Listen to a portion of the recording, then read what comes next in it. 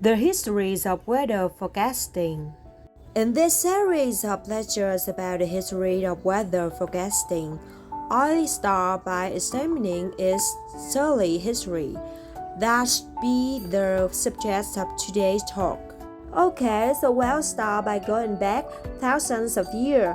Most ancient cultures had weather gods and weather catastrophes, such as floods, play an important role in many creation myths. Generally, weather was attributed to whims of the gods, as a wide range of weather gods in the various culture shows. For instance, there's the Egyptian sun god Ra and Thor, the Norse gods of thunder and lightning. Many ancient civilizations developed rites such as dances in order to make the weather gods look keenly on them. But the weather was of daily importance.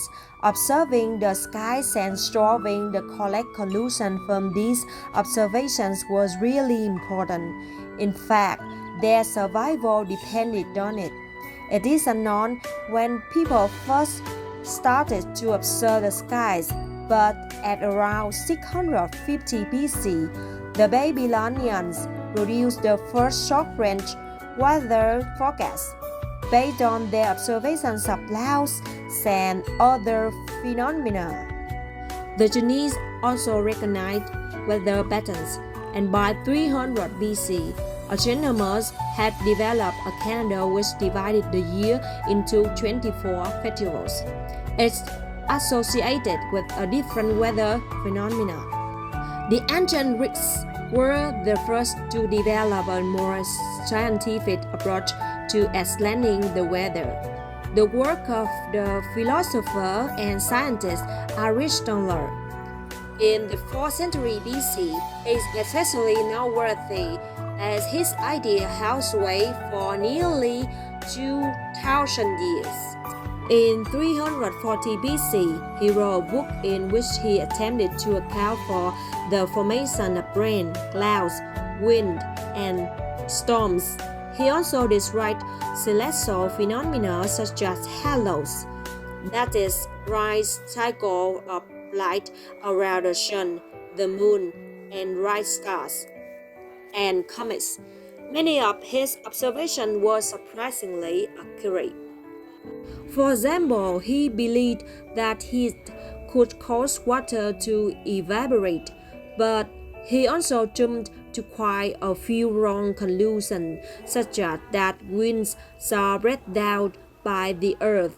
Errors like this were rectified from the Renaissance onwards. For nearly 2,000 years, Aristotle's works were accepted as the chief authority on weather theory.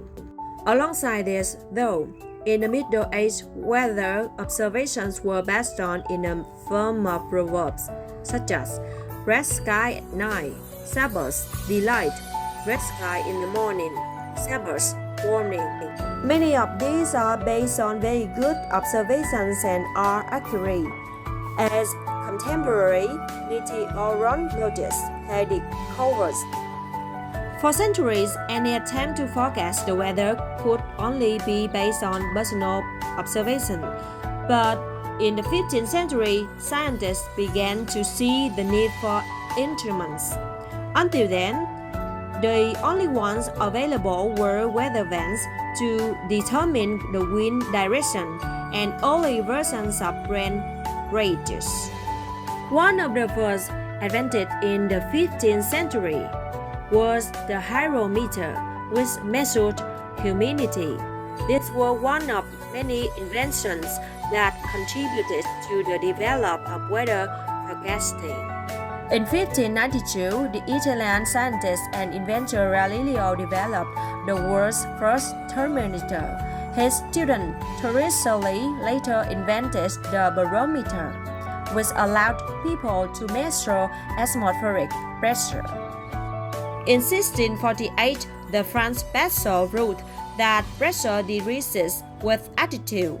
This discovery was verified by English astronomer Halley in 1686, and Halley was also the first person to map trade winds. This increasing available to measure factors related to weather helps scientists to understand the atmosphere and its processes better, and they started collecting weather observation data systematically.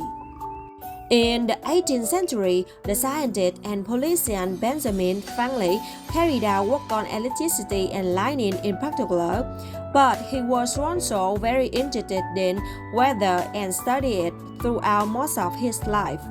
It was Franklin who discovered that storms generally travel from west to east.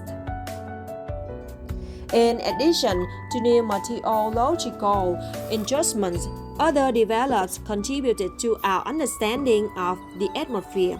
People in different locations began to keep records, and in the mid-19th century, the invention of the telegraph made it possible for these records to collate. This led, by the end of the 19th century, to the first weather services. It was not until the early 20th century that mathematics and physics became part of meteorology and will continue from that point next week.